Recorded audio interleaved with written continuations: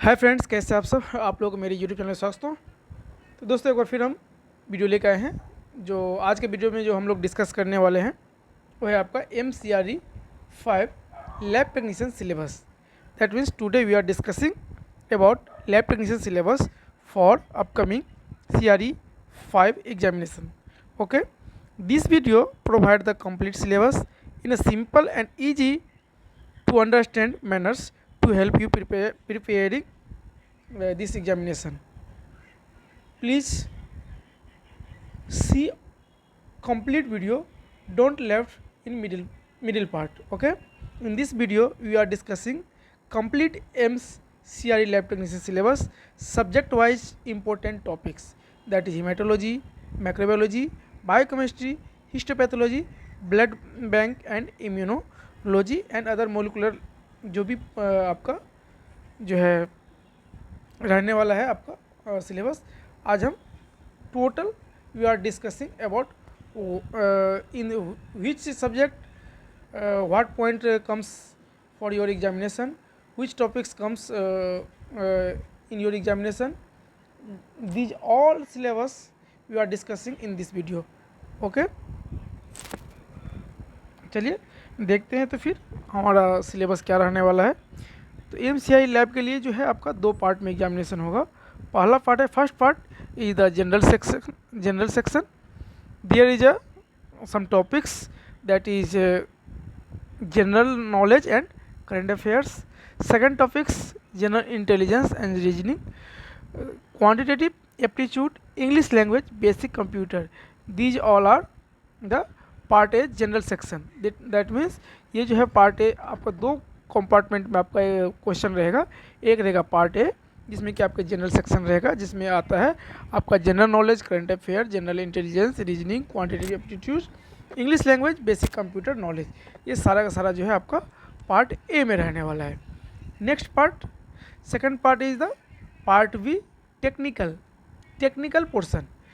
जो जिस का एग्ज़ाम देंगे, जैसे फार्मेसी है और हम लोग डिस्कस करें जैसे कि लैब टेक्नीशियन का, तो आपका जो मेडिकल लैब टेक्नोलॉजिस्ट या टेक्नीशियन या लैब असिस्टेंट जो भी है, उसमें जो आपको एग्जामिनेशन में क्वेश्चन पूछा जाएगा, उसमें जो टॉपिक कवर किया जाएगा आपके MCQ के लिए, तो उसमें जो रहने वाला है पहला टॉपिक जो रहता है आपका हीमेटोलॉजी से क्वेश्चन आएगा। कहाँ हीमेटोलॉजी में कहाँ से क्वेश्चन आएगा, that is the haemopoiesis chapter from we already classes take classes on the YouTube video, on the YouTube platform जो है इसके बारे में आपका लिया गया है क्लास। आप लोग वहाँ जाकर देख सकते हैं, हीमोपोएसिस के बारे में डिटेल से बताया गया है, देख सकते हैं। इसके बाद है आपका blood cells, that means RBC, WBC, platelet.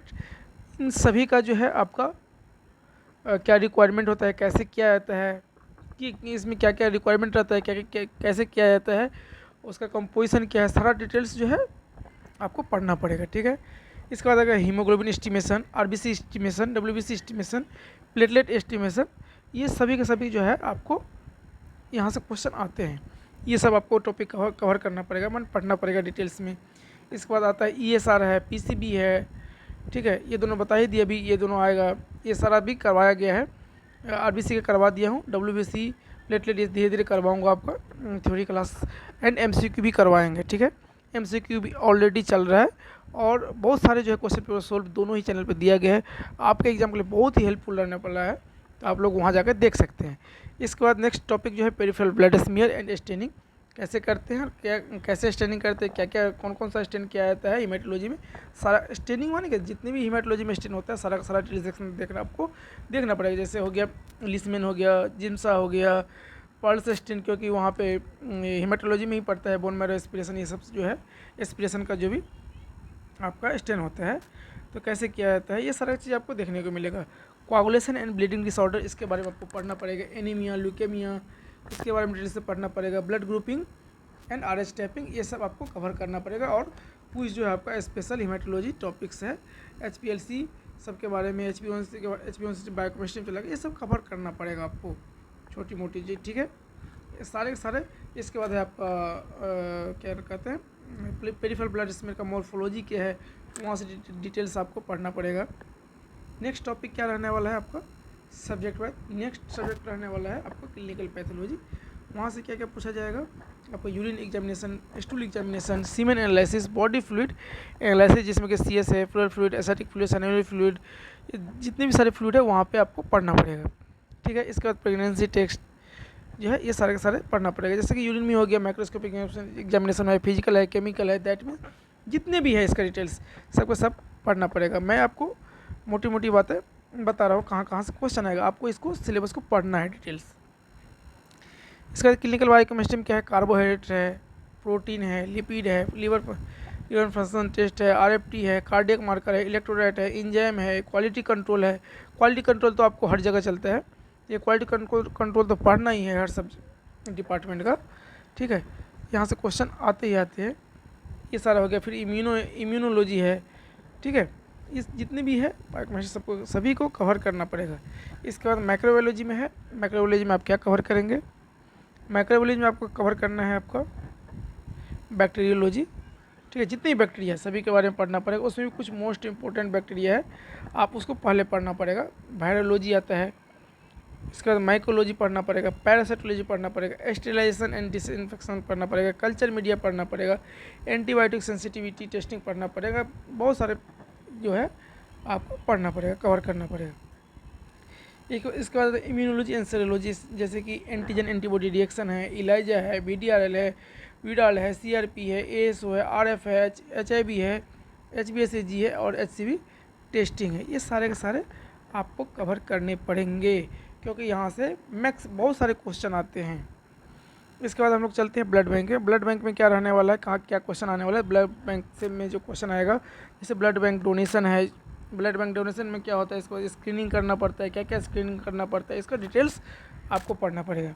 इसके बाद ब्लड ग्रुपिंग है, कौन कौन सा किस किस मेथड से आप ब्लड ग्रुपिंग कर रहे हैं, ये सारे के सारे आपको पढ़ने पड़ेंगे डिटेल्स में। क्रॉस मैचिंग पढ़ना पड़ेगा, blood bank component, transfusion reaction, जितने भी है आपको कवर करना पड़ेगा। आपको ब्लड बैंक पे भी क्वेश्चन पेपर सॉल्व करवाया गया है, आप दोनों चैनल पे दिया गया है।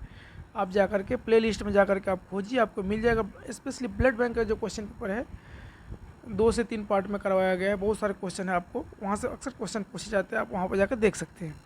इसके बाद आता है हिस्टोपैथोलॉजी। हिस्टोपैथोलॉजी में क्या क्या टॉपिक कवर करना पड़ेगा, टिश्यू प्रोसेसिंग कवर करना पड़ेगा, मैक्रोटोमी कवर करना पड़ेगा, HE स्टेनिंग करना पड़ेगा, साइटोलॉजी करना पड़ेगा, स्पेशल स्टेन करना पड़ेगा, फिक्सेटिव करना पड़ेगा। ठीक है, क्या क्या फिक्सेटिव लगता है ये करना पड़ेगा। क्लियरिंग में क्या क्या, टिश्यू प्रोसेसिंग में ही सारा चीज़ आ जाता है। ठीक है, तो आपको ये सारा कवर करना पड़ेगा डिटेल्स में। यहाँ पे है जस्ट टॉपिक दिया गया, इसके डिटेल्स इसके अंदर ही बहुत सारे टॉपिक आ जाता है। तो ये सारा डिटेल्स में आपको करना पड़ेगा। जैसे हिस्टोपैथोलॉजी स्टेन के बारे में आप करना पड़ेगा, यहाँ पर सिर्फ HE स्टेनिंग से नहीं होगा, पैस करना पड़ेगा। ठीक है, इसके बाद जो है आपका ऑयल रेड वो आपको पढ़ना पड़ेगा। इस तरह से बहुत सारे आपका हिस्टोपैथोलॉजी का स्टेन है, सारा का सारा आपको पढ़ने पड़ेंगे। ठीक है, इसके बाद आते हैं हम लोग लेबोरेटरी मैनेजमेंट में। लेबोरेटरी मैनेजमेंट में क्या क्या पढ़ना पड़ेगा, क्वालिटी एश्योरेंस, ठीक है, biomedical waste management, laboratory safety, NABL basics, NABL में आपको क्या क्या डॉक्यूमेंटेशन होता है ये सब आपको बेसिक पढ़ना पड़ेगा। इसके बाद एथिक्स एंड रिकॉर्ड कीपिंग के बारे में भी आपको नॉलेज रखना पड़ेगा। इतने सारे टॉपिक्स हैं, इसको सभी को डिटेल्स में पढ़ना पड़ेगा। ठीक है, तो इस वीडियो में बस इतना ही। इस वीडियो को हम लोग यहीं एंड करते हैं। आपको अच्छा लगे ज़रूर लाइक कीजिए, कमेंट कीजिए, अपने दोस्तों को भी शेयर कीजिए। और यदि आपको किसी भी टॉपिक पर डिस्कस करना है तो आप हमें ज़रूर कमेंट बॉक्स में कमेंट कीजिए। आपके लिए हम वो टॉपिक ज़रूर कवर करने का कोशिश करेंगे जितना जल्द से जल्द हो सके। ठीक है, इस वीडियो को ज़्यादा से ज़्यादा शेयर कीजिए, चैनल को सपोर्ट कीजिए, ताकि हम ऐसे ही आपके लिए हेल्पफुल वीडियो लेके आते रहें। धन्यवाद। जय हिंद, जय भारत।